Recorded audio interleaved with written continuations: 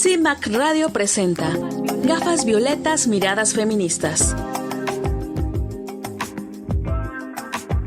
Segunda temporada.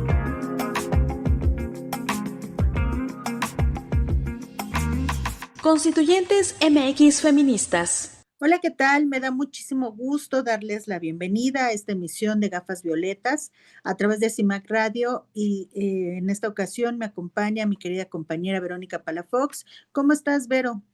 Bien, Ivonne de la Cruz, mi compañera querida también de este espacio, de los martes, que ya se hizo tradicional entre varias colectivas feministas que nos siguen, que nos mandan saludos y nos da mucho gusto, pero invitamos a toda la audiencia que se quede durante esta hora porque seguramente encontrarán algo de interés con nuestra invitada, entre la charla que aquí desarrollaremos. Bienvenidos. Sí, hoy nos va a acompañar Yadira del Mar. Ella es poeta, es indígena, es lesbofeminista y pues va a ser una plática muy interesante. Así que pues vamos a comenzar. Las constituyentes marcamos precedentes. Tenemos un tema que nos está dando vueltas aquí en la cabeza y que nos ha molestado mucho. Hace unos días, como 2 semanas, apareció una denuncia en la red X, ahí es donde lo vimos, que de una chica que era golpeada por el cuñado que abusaba de ella porque ella vendía gelatinas y si no llevaba suficiente dinero, la golpeaba, la maltrataba, incluso salió ahí una fotografía donde se ve ella con la espalda toda lacerada. Y resulta que este tipo fue detenido, pero al llegar ahí, la Fiscalía de la Ciudad de México lo liberó a este hombre que golpeaba, vejaba y abusaba, dice, de su pequeña cuñada. O sea, es una chica de 14 años y bueno, la obligaba a vender gelatinas y no sabemos si algo más porque pues él iba atrás del dinero y la tenía en un nivel de explotación. Pero resulta que aunque la Secretaría de Seguridad Ciudadana de la Ciudad de México lo detuvo, pues la Ministerio Público Tania Yasmín Gómez lo soltó porque habla una lengua indígena y no tenía intérprete. O sea, no nos entendimos, pues entonces puedes gozar de libertad. Y esto nos parece que es un hecho muy lamentable, porque no es la primera ni la única vez. Sí, efectivamente, muchas veces se abusa por parte de las autoridades y en lugar de pues darle solución inmediato a lo importante, que en este caso es poner a esta pequeña en una situación de seguridad, mantener al violentador que efectivamente ante los ojos de todos es un violento misógino de lo peor, pues lo que se hace es darle prioridad a un punto que me parece que no valdría o que no estaría por encima del derecho de la mujer a tener una vida libre de violencia, que es el que no exista un traductor, ¿no? Si bien se ha comentado siempre cuando se habla de justicia para las personas que no hablan español, que esto es importante, entonces lo que se tenía que haber hecho es buscar a alguien que pudiera hacerle esta función para que efectivamente se llevara hasta las últimas consecuencias, porque es evidente que el dejarlo en libertad lo único que tiene como una consecuencia directa es que muy probablemente la violencia que pueda sufrir esta menor va a incrementar de manera exponencial y pues no va a ser una cuestión de, ay, bueno, como ya lo expusieron, pues ya no le va a hacer nada, sino al contrario, ¿no? Puede llegar a una situación más fuerte como un feminicidio, lo cual sería lamentable. Y bueno, detener a este sujeto va a ser un poco más difícil porque ya no está en las mismas circunstancias, ¿no? Entonces, la verdad es que no hay forma de justificar a las autoridades ante esto. No, como dices, ¿no? Muchas veces sí se cometen injusticias contra la gente que no habla español, por decir, hablan una lengua indígena, pero finalmente en este caso, pues es como tú dices, es dejar impune a un violentador, ¿no? A un violentador que además es evidente que lo ha hecho. O sea, no es de que me dijeron, me contaron, la vecina lo denunció y a ver, vamos a investigar a ver si es cierto, porque sí, al parecer es evidente esta situación. Entonces yo creo que es una falta de responsabilidad y de sensibilidad a los derechos de las mujeres y sobre todo de una menor de edad, porque además de ser mujer, de una comunidad indígena y ser una menor de edad, pues esto la pone todavía en un nivel mayor de vulnerabilidad, ¿no?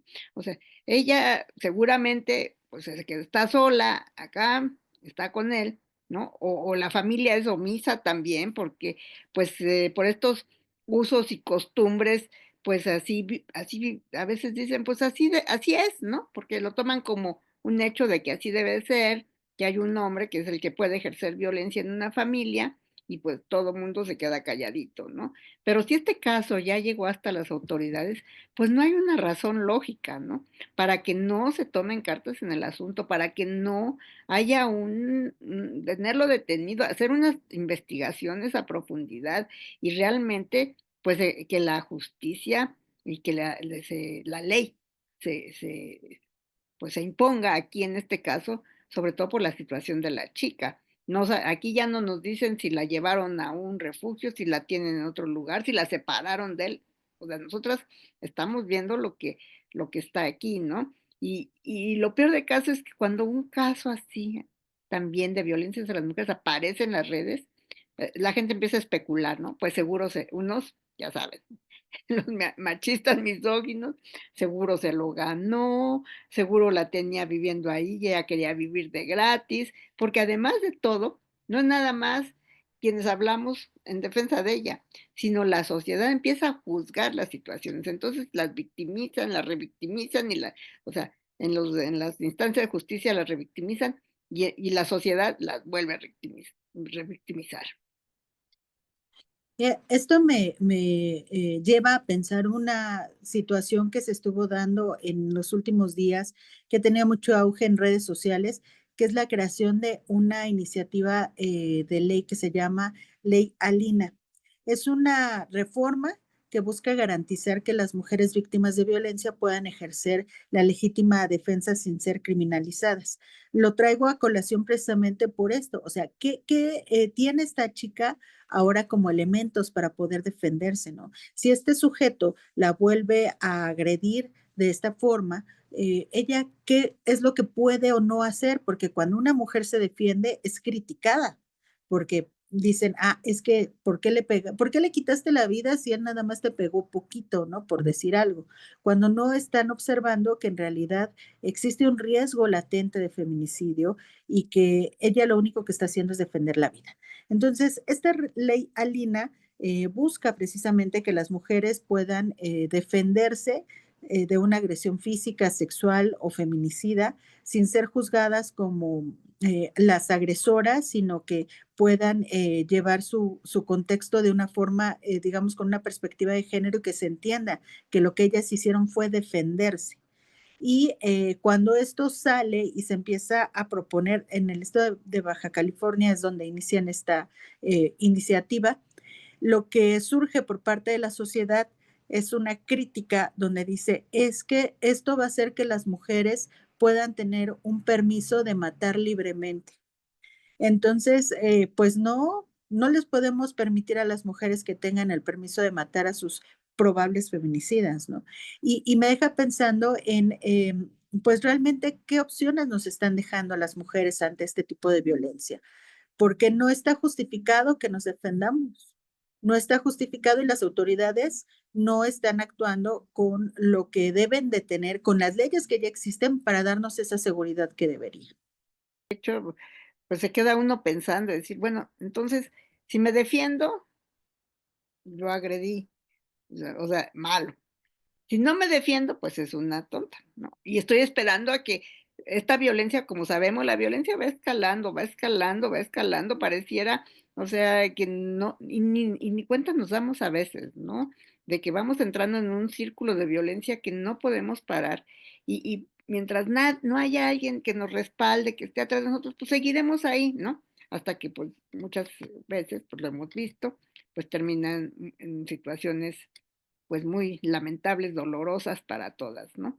Entonces yo creo que deben de escucharse a las mujeres y sobre todo, en este caso, bueno, ¿quién defiende a una menor?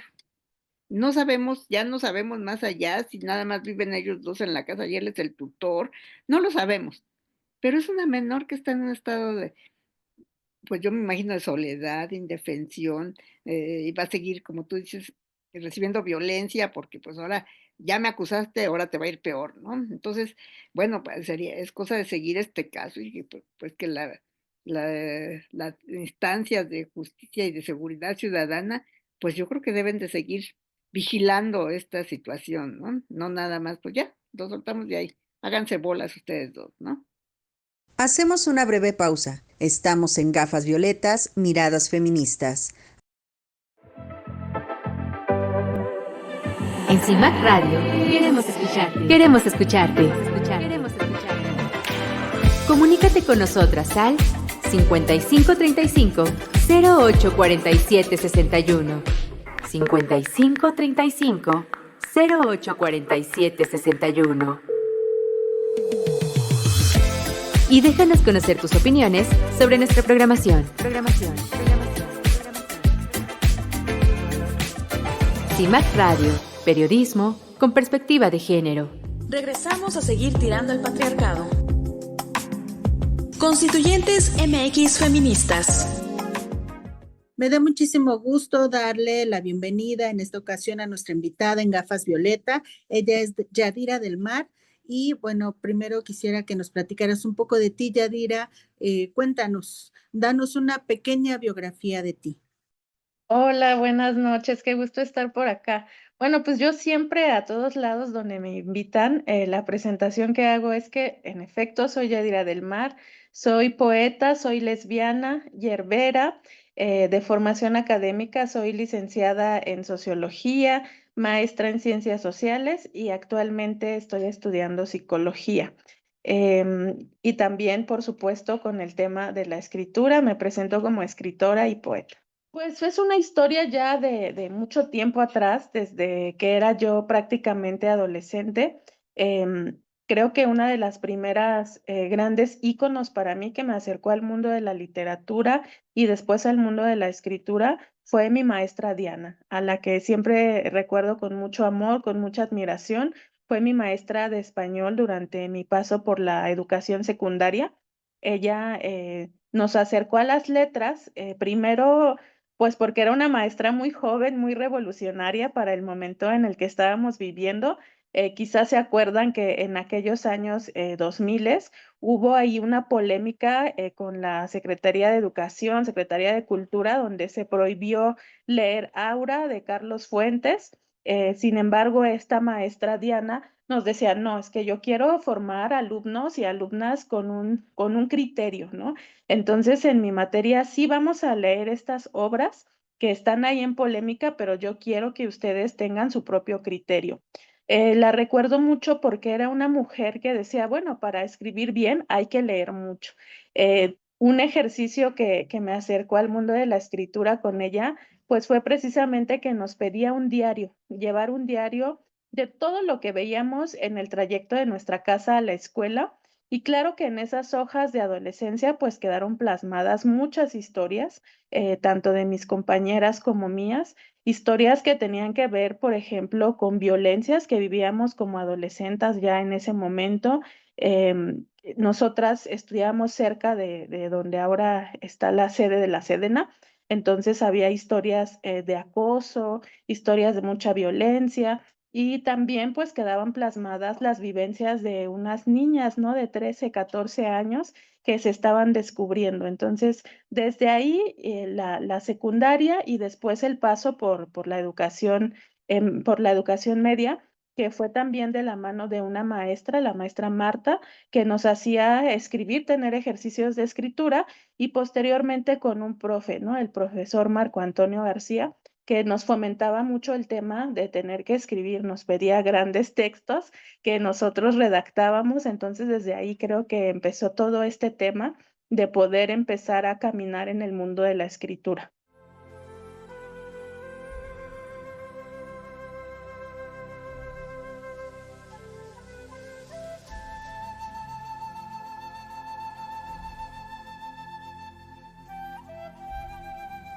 Acuéstate sobre mi petate, Acerca tu oído a mis labios. Te voy a contar la historia de las mujeres nube. Te voy a abrazar con la ternura del Eguiechachi y voy a cuidarte con la bravura del mar que me habita. Ven, acerca tu oído a mi corazón. Escucha como tú ya vives aquí. Y definitivamente esos profesores que lo impulsan a uno, ¿no? A escribir o a hacer ciertas cosas, bueno, eso es lo que, pues, se nos queda, creo que a lo largo de la vida, y tenemos ese gusto por la literatura, pues, mucho mejor, ¿no? Pero, a ver, cuéntanos, aparte de escribir, o cómo vas combinando, porque, estudiaste sociología, estás estudiando psicología y escribes, a ver, ¿qué porcentaje de tu vida dedicas a cada cosa? Porque eres muy diversa y muy con muchas actividades, me imagino, ¿no? Cuéntanos un poco de esto. Pues creo que tiene, aunque parecieran como actividades muy separadas, la verdad es que tienen todo que ver. Yo en el 2017, que fue el año en el que mi trabajo comenzó a ser mucho más conocido a través de redes sociales, escribo un pequeño manual que se llama Hierbas para la Tristeza. En este manual recupero la sabiduría de las mujeres de mi genealogía que hablan de procesos de sanación de medicina tradicional de mi pueblo, soy zapoteca. Entonces, justo en ese momento, yo también estaba atravesando como un contexto complejo a nivel emocional y por esta razón es que empiezo también a tomar como todos estos procesos de sanación que venían de la historia de mi familia. Posterior a ello, el manual pues se vuelve como un gran boom, ¿no? Es como un antes y un después en mi vida. Este trabajo comenzó a ser muy reconocido y tuvo un recibimiento que yo nunca me hubiera imaginado, ¿no? Mujeres de toda América Latina, mujeres del otro lado del continente. Entonces creo que fue un momento muy interesante también porque nos mostró que las mujeres estábamos, como muchas veces en la historia de nuestra vida, necesitando procesos de sanación y de poder sostenernos las unas a las otras. Después de esto, yo empiezo a crear un taller que se llama Cartografiando Tristezas, Sanando Juntas, donde empiezo a poder trabajar desde los pequeños acercamientos de la terapia narrativa, desde la sociología de las emociones en ese momento, porque yo aún no estudiaba psicología. Entonces lo hice desde la sociología de las emociones, retomé esta parte de la medicina tradicional y empezamos a trabajar también con la cartografía feminista, ¿no? Pensando en que esta cuerpa es nuestro primer territorio a defender, a sanar, a cuidar, a amar. Empecé a crear este taller y el taller se fue moviendo en múltiples espacios, tanto de niñas, adolescentes, como también lo puse en marcha con mujeres indígenas, con mujeres víctimas de violencia, con mujeres periodistas que cubrían notas de violencia y feminicidio, después del sismo del 2017, con las mujeres del Istmo de Tehuantepec. Entonces ha estado en varios lados, ¿no? Hay una versión ya hoy en día, una versión alargada, una versión mucho más corta, y se han hecho versiones virtuales, versiones presenciales. Entonces creo que ahí ha estado como esta combinación porque justo el taller nos permite mirar desde una perspectiva sociológica el tema de las violencias estructurales que vivimos como mujeres, pero también desde la psicología, ¿no? Porque en ese proceso yo me di cuenta que necesitaba herramientas de contención, que era algo que pues yo no tenía, ¿no? Porque yo era socióloga, estaba formada desde otra área y entonces se empieza a combinar todo esto y por supuesto también tiene que ver con la escritura, porque parte de esa terapia narrativa y de su máxima es que nadie conoce la historia de una mejor que una misma. Entonces es reapropiarse de esa voz desde ejercicios de escritura para poder narrar lo que necesitamos sanar. Entonces ahí se ha ido combinando como todo esto de la sociología, la psicología, la escritura y también el tema de la medicina tradicional, que ha sido uno de los pilares más importantes de mi trabajo. Oye, y es así entonces que llegas a esto que tú llamas poesía indígena lesbofeminista. Sí, Cuéntanos justamente. el concepto. El concepto es porque yo creo que también remontándome a mi adolescencia, cuando yo empecé con este despertar lésbico, fue justamente porque me di cuenta que me gustaba una de mis mejores amigas en la secundaria.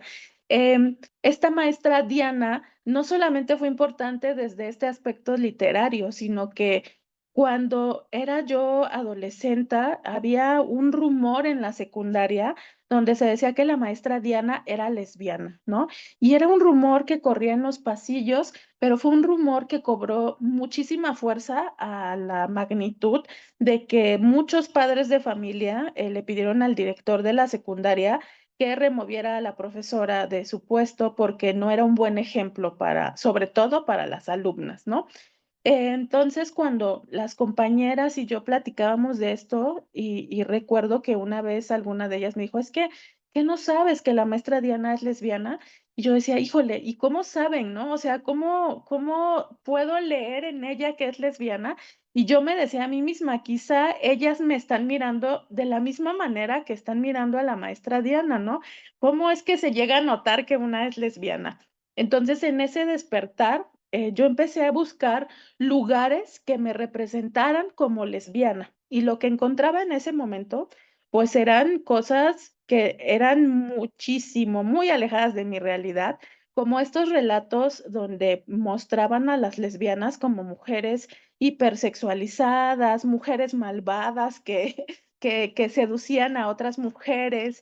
Era una narrativa que estaba mirada desde lo masculino, un poco también desde la pornografía, que era lo que se podía encontrar en internet, pero yo no encontraba un lugar de enunciación, una lesbiana que me representara. Y en aquellos años también las series que llegábamos a encontrar en Canal 22, Canal 11, pues lo que mostraban eran lesbianas blancas, ¿no? Lesbianas que tenían acceso a una posición económica que yo no tenía. Era completamente un contexto distinto al mío y no me sentía representada. Conforme fui creciendo, me di cuenta que no hallaba ninguna representación y entonces me surge la necesidad de darme voz a mí misma, ¿no? Y de decir primero, en todo este despertar y del poder recuperar mis raíces indígenas, decir, bueno, soy indígena y soy una mujer indígena que es lesbiana, ¿no? Entonces, desde este lugar empiezo a reapropiarme de este deseo de poder hablar también de lo erótico, del deseo, del amor entre mujeres, de poner eso en el centro y entonces se empieza a conjugar, por supuesto, con mi entrada al feminismo y mi llegada al lesbofeminismo y es justo que así se conjuga todo esto, ¿no? De decir, bueno, pues esta es la historia de quién soy una mujer indígena que es una mujer oaxaqueña que ama y desea a otras mujeres y la poesía que yo escribo es justamente eso, ¿no? Poder hablar de lo que ha significado y lo que ha impactado en mi vida el poder enunciarme como una mujer indígena lesbiana.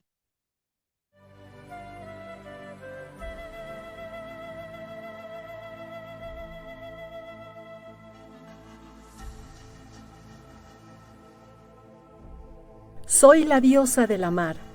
Nací bajo la protección del armadillo. Con fuego meneo mis caderas. Soy mujer, manantial de vida inagotable.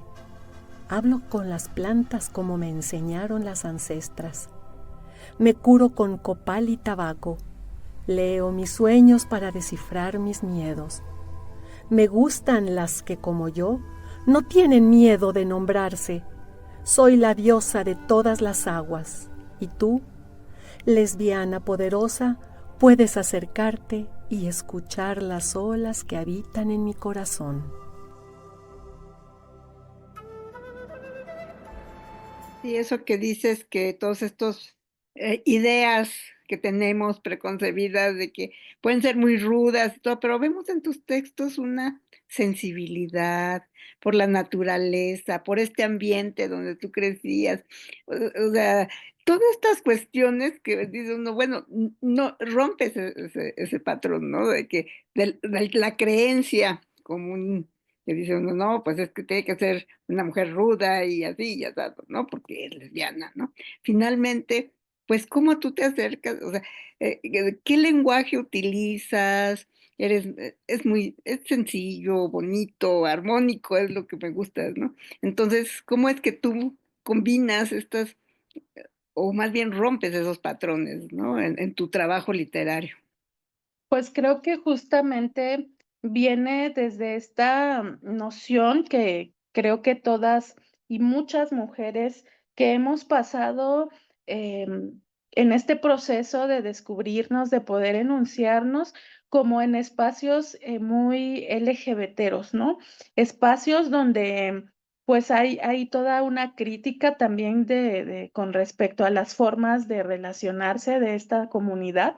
Y creo que ahí fue donde yo empecé a darme cuenta que también dentro de esta comunidad se seguían reproduciendo muchos estereotipos, ¿no? Como de la activa, la pasiva, la femenina, la masculina, la que liga, que también había muchos aspectos, pues, de violencias entre lesbianas que yo no quería reproducir, ¿no? Porque de algún modo en ese descubrirme de muchos años, pues yo también atravesé la heterosexualidad obligatoria, tuve 2 parejas varones y creo que fue en esa situación donde yo me di cuenta que yo no quería una compañera de vida donde se reproduciera esta heterosexualidad vista como un mandato, ¿no? Porque también otra de las cosas es que siempre aclarar que no es una cosa contra las mujeres heterosexuales, sino contra un régimen que nos ha oprimido, ¿no?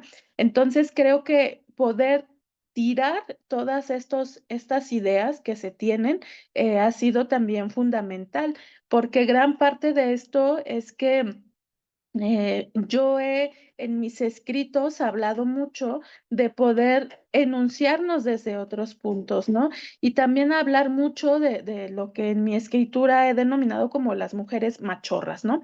Que son mujeres que no me gusta a mí mirarlas con esta situación como decir son las masculinas, ¿no? O son las que quieren ser hombre, o es el hombre de la relación, porque pues acá no hay ningún hombre.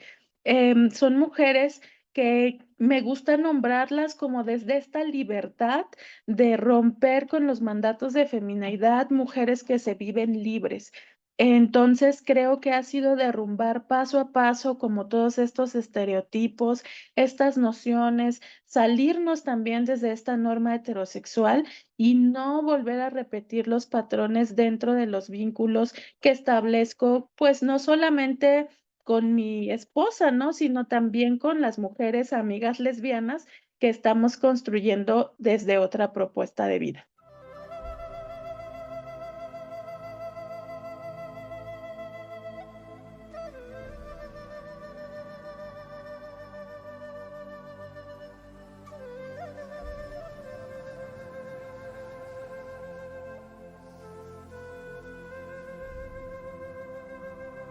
Quiero que crezcas aquí, en el surco de mi piel morena.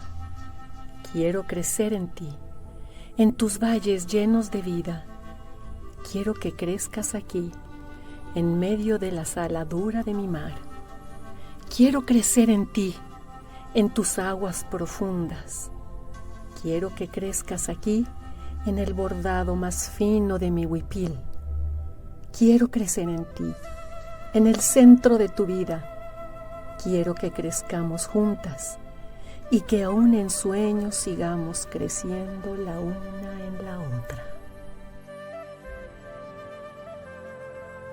Le dirá, pero supongo que esto no ha sido fácil, que una lucha como la que tú llevas implica precisamente tenerte que enfrentar pues a una serie de violencias que muchas veces no observamos, pero que dentro de las mismas comunidades de mujeres pueden existir, ¿no? Y sobre todo en una comunidad indígena.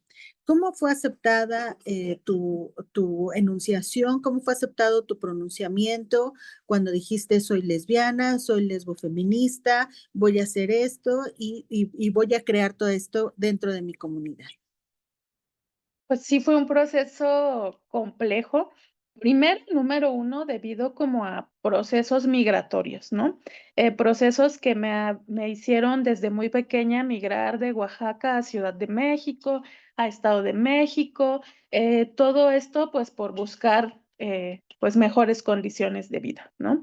Pero creo que también algo de esas ideas preconcebidas que platicábamos ahorita, pues ha sido como un constante como exigencia de otras mujeres, o de otras mujeres feministas, como de inmediatos, cuando saben que soy indígena, creo que de inmediato asumen que yo tengo que ser feminista comunitaria o adscribirme a un feminismo en particular. Y precisamente cuando yo he dicho, pues no, no va por ahí, me inclino mucho más por una teoría radical, estoy dentro del lesbofeminismo. Yo pongo al centro las relaciones con mujeres, se sacan mucho de onda, ¿no? Es como un shock, como decir, ¿cómo?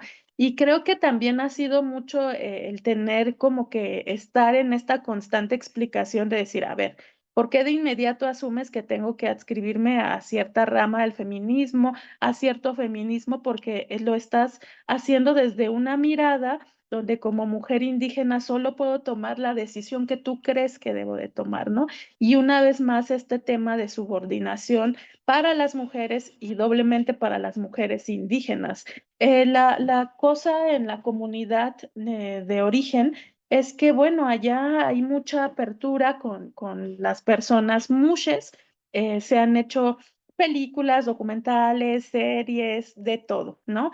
Pero el tema de la lesbiandad está un poco más oculto, está un poco más silenciado. Sin embargo, también con la entrada del feminismo a las comunidades, pues justo hace poco, como serán unos 6, 7 años, que empezó a haber un movimiento mucho más fuerte de mujeres lesbianas, de mujeres bisexuales también, que están diciendo, bueno, las mujeres también estamos acá.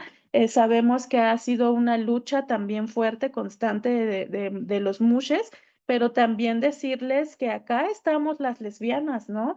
Y que ha habido también mucha cuestión con respecto como a hacerse visibles. Por ejemplo, hay un código de vestimenta para las llamadas velas, que son las grandes fiestas del Istmo, y pues estas mujeres que se denominan feministas, que son lesbianas, pues se han presentado a las velas ya no en enagua y huipil, sino en pantalón y guayabera, ¿no? Como diciendo también, estamos aquí y también estamos apostando por tener más visibilidad, pero más libertad, ¿no? Justo como decía, como en estos imaginarios que de pronto también hay en las comunidades y que también hacia afuera se esencializa mucho, ¿no? Como decir, ay, qué belleza la vida en la comunidad. Sin embargo, hay temas que son muy particulares a los contextos de cada pueblo indígena que pues siguen siendo necesario trabajar.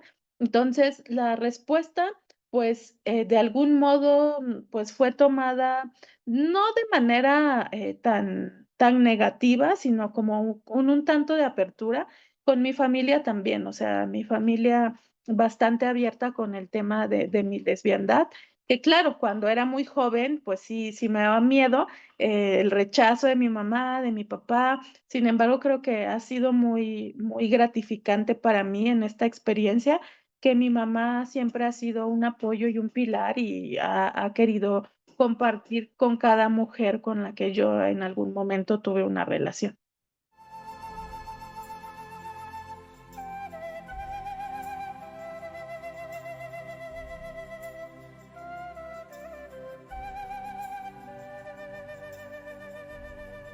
Yo ya estuve ahí, sedienta de aprobación masculina, moviendo cielo, mar y tierra para ser vista y reconocida. Y entre más buscaba su mirada, más me perdía a mí, menos me reconocía yo. Ya estuve ahí como barco a la deriva, ya habité la desolación. Pero hoy, cada día más renuncio a eso, me sacudo su mirada y construyo un camino florido, donde mi mirada sea la única importante para mí. Me habito, me conozco, me dignifico, Soy en las otras y las otras son en mí. Me reconozco y me habito mujer. Mujer casa, mujer mar, mujer inmensa, mujer libre, mujer lenguaje nuestro. Bueno, ya nos contaste un poco de tú. Ya te fuiste para atrás un poquito. ¿Y ahora cuáles son tus planes? ¿A dónde piensas desarrollarte? ¿Seguir dando estos talleres o trabajar como psicóloga? O sea, ¿qué planeas para tú seguirte desarrollando como persona, ¿no? En lo particular. Sí, pues justo los talleres continúan, ¿no? Los lanzo cada cierto tiempo, ahorita de manera virtual, estos talleres de cartografiando tristezas, sanando juntas, que repito, han tenido un recibimiento muy bello. He podido compartir con muchas mujeres, conocer a muchas mujeres también a través de estos talleres. Entonces sigo trabajando en eso.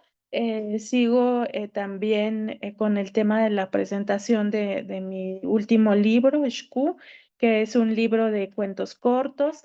Y también sí está dentro de mis planes poder dar terapia cuando tenga la formación pertinente para poder hacerlo, para seguir atendiendo a mujeres. Creo que es justo eso, ¿no? El taller también me ha dado muchas herramientas para poder pensar en esos procesos de sanación que seguimos necesitando las mujeres y pues seguir trabajando en ello. ¿Dónde te encontramos o cómo te encontramos, Yadira? ¿Cómo seguimos tu trabajo? Vamos. Pues estoy ahí en todas las redes sociales. Bueno, en Facebook me encuentran como Yadira del Mar. Tengo un TikTok que estoy como Yadira del Mar. Un Instagram donde comparto los flyers de presentaciones, talleres, etcétera, que es Yadira del Mar 27. Y en X, antes Twitter, me pueden encontrar como @diosa de la mar. También tengo el podcast Lesbiana con Huipil, que está en Spotify, en Google Podcast, en Apple Podcast, en Podimo. Entonces ahí me pueden buscar. Y también tengo un blog que es comoindígena.wordpress. Perfecto. Yadira, pues te agradecemos mucho que hayas dedicado estos minutos a platicar con nosotras, a que te pudiéramos conocer, que te abrieras de esta forma y por supuesto que vamos a seguir tu trabajo para pues observar qué es lo que estás haciendo tú desde esta postura que tienes muy bien definida y que bueno, es importante que otras mujeres se enteren qué se está creando desde la cultura de las mujeres que somos feministas. Muchísimas gracias por estos minutos, Yadira. Muchas gracias a ti. Gracias por la invitación. Muchas gracias.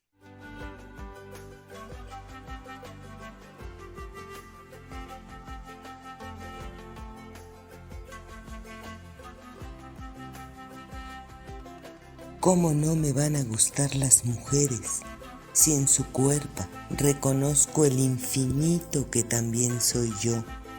Si su risa es la música que más me gusta, si encuentro en ellas el espejo de mis ciclos, ¿cómo no me van a gustar las mujeres si su piel es el mapa que me enseña el camino de vuelta a mí? Si juntas somos fuego, ¿cómo no me van a gustar las mujeres si con su voz fuerte llenan el mundo? ¿Cómo no me van a gustar las mujeres si juntas, amándonos, nos volvemos mar, río y agua cálida? Hacemos una breve pausa. Estamos en Gafas Violetas, Miradas Feministas. En CIMAC Radio queremos escucharte. Queremos escucharte. Comunícate con nosotras al 5535 0847 61. 5535 0847 61. Y déjanos conocer tus opiniones sobre nuestra programación. CIMAC Radio, periodismo con perspectiva de género. Regresamos a seguir tirando al patriarcado. Constituyentes MX Feministas. Se difundieron dos noticias que la doctora Pilar Alberti Manzanares, feminista abolicionista, consideró importante analizar.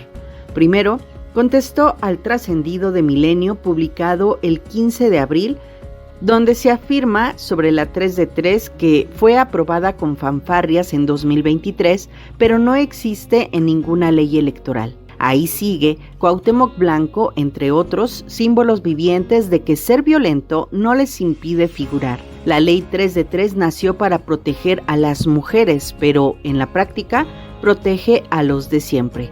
El Estado no solo permite la simulación, la legisla. La doctora Pilar Alberti Manzanares dice: la 3 de 3 es el logro político más importante del feminismo, después del derecho al voto de las mujeres. Así de grande es el aporte de las feministas mexicanas al mundo. Los hostigadores sexuales, los agresores de violencia contra las mujeres y los deudores alimentarios son visibles, son identificados. Están prohibidas sus candidaturas a cualquier puesto político y servicio público. Cuauhtémoc Blanco tiene los días contados y será desaforado, juzgado y sancionado. Félix Salgado Macedonio tiene el estigma del violador y no podrá ser gobernador. Andrés Roemer será extraditado a México y será juzgado, sentenciado y preso por violador. Las feministas sabemos muy bien que nuestra lucha avanza poco a poco. Nos llevó siglos lograr el estatus de ciudadanas desde que Olimpia de Gouges escribió la Declaración de los Derechos de la Mujer y la Ciudadana en 1791 y lo logramos con la 3 de 3. Sigamos luchando por la aplicación de la 3 de 3 en todo. Desde que inició el camino, la 3 de 3 en 2018 con Indira Sandoval y las constituyentes CDMX feministas, hasta que se aprobó en el INE en 2020-2021 y en la Constitución de 2023, gracias al trabajo de muchas colectivas feministas de todo el país, gracias a senadoras y diputadas, hemos avanzado y seguiremos avanzando. El patriarcado va a caer porque lo vamos a tirar. Ya lo estamos haciendo y lograremos que la 3 de 3 sea ley en toda la República, en todas las entidades federativas, en todos los municipios, en todas las instituciones y en todos los hogares. Ningún agresor en el poder, ningún agresor nunca más en el poder, en los hogares ni en nuestras vidas. También comentó de la resolución del Tribunal Supremo del Reino Unido sobre la definición legal de ser mujer, basada en el sexo, el 16 de abril. Afirmó que es importantísimo para garantizar los derechos de las mujeres. Ojalá que también en México se lograra este reconocimiento. Hay hombres que se declaran mujeres para no asumir su responsabilidad alimentaria con sus hijos. Hombres que se declaran mujeres para no ser detenidos por violencia vicaria. Con una resolución de la definición legal de la mujer basada en el sexo, los hombres transfemeninos no podrían entrar en baños de damas, ni en vestidores en gimnasios, ni compartir celdas en la cárcel, ni competir en Juegos Olímpicos, en pruebas para mujeres, ni en concursos de belleza de mujeres. Los hombres transfemeninos y las personas no binarias existen y respetamos su decisión de definirse como quieran, pero no son mujeres legalmente hablando. Muchísimas gracias por habernos acompañado en esta emisión de Gafas Violetas, Miradas Feministas. Esperamos que lo hayan disfrutado, que este programa haya sido de su agrado y por supuesto la invitación es a que nos conectemos la próxima semana aquí en cimacradio.org y que siga las redes de las Constituyentes MX Feministas, donde siempre tenemos muchas actividades para todas ustedes. Vero, muchísimas gracias. Pues muchas gracias, querida Ivonne. Y sí, sigan las redes de las Constis porque pronto vamos a tener un evento relacionado con la 3 de 3 y bueno, ya les iremos informando para que estén pendientes y nos acompañen en este evento donde analizaremos cómo va la situación. Todavía no tenemos mucha información, pero es un adelantito para que estén pendientes. Bueno, y la frase con la que quiero terminar esta ocasión es una frase de una profesora de la Universidad de Illinois, que ella fue directora de un centro de estudios sobre la mujer, ha sido los últimos años, que se llama Cheryl Rae. Y su frase dice: feminismo, entrecomillado, es noción radical de que las mujeres son seres humanos. Esa es su frase. Entonces, pues sí, seguiremos hablando de mujeres y de feminismo. Muchas gracias. Gracias por habernos acompañado. Gafas violetas, miradas feministas.